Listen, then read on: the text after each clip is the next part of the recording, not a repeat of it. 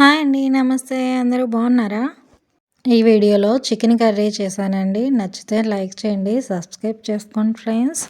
ముందుగా 2 టమాటాలు, 2 పెద్ద ఉల్లిపాయలు, 3 పచ్చిమిర్చి, కొన్ని జీడిపప్పు వీటిని కట్ చేసుకొని, కొత్తిమీర కొంచెం వీటినన్నిటిని మిక్సీ జార్లో వేసుకొని మిక్సీ పట్టుకోవాలండి. మెత్తని పేస్ట్ లాగా చేసుకోవాలి ఇలా.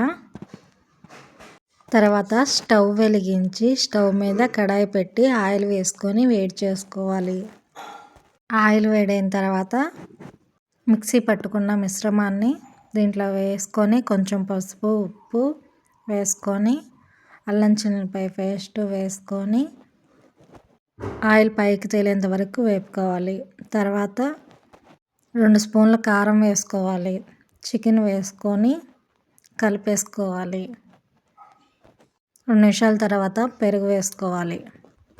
2 నిమిషాల తర్వాత గరం మసాలా వేసుకొని 1 నిమిషం ఉంచేసి స్టవ్ ఆఫ్ చేయటమేనండి.